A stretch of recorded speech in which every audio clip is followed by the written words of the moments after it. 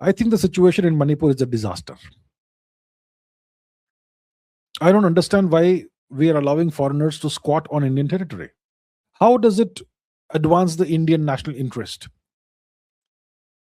History tells us that Kukis are foreigners, that they were artificially settled by the British in the territory of Manipur to punish the Manipuris.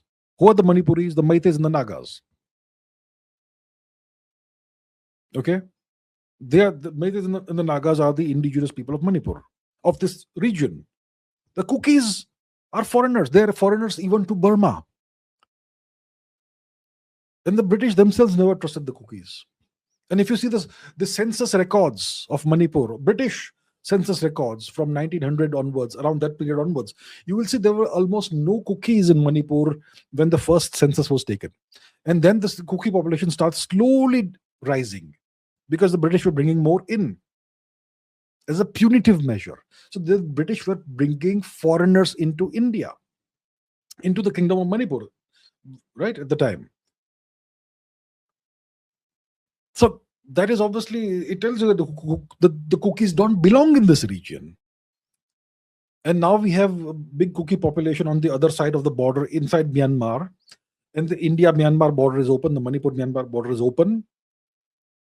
And the last 10 years or so, if you see satellite images, you see this explosion of Kuki settlements in Manipur.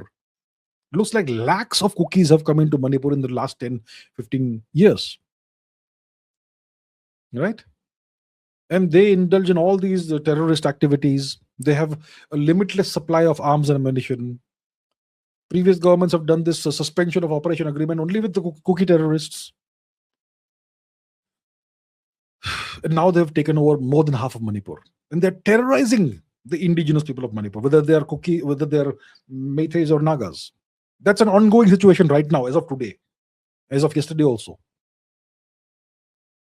And the government of India doesn't seem to have control over at least half of Manipur.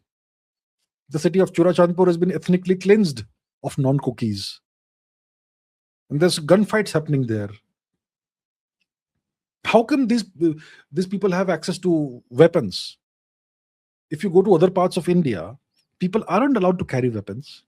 People aren't allowed to own weapons. You have to apply for a license, which almost nobody gets. But Kukis openly wander around with AK-47s and M15s and God knows what kind of advanced weapons. India has lost control of at least half of Manipur. And imagine how the natives will feel. Imagine how the indigenous people of this region will feel. Like the government of India doesn't give a damn about them. This is exactly what caused insurgency in the entire far east of India from 1947 onwards.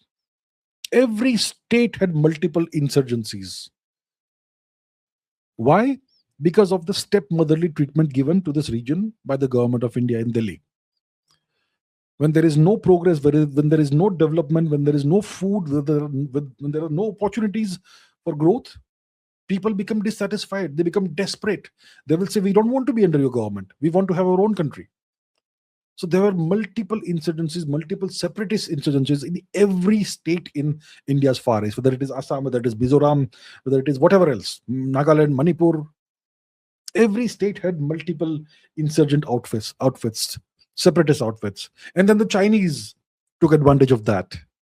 The Pakistanis took advantage of that. And the Americans took advantage of that. So if India allows this to continue in Manipur, what do you expect the people, the indigenous people, to feel? They will feel that the government of India and the people of India and the nation of India doesn't care about us. What is that going to give rise to? Separatist tendencies. This is what is happening in Manipur right now.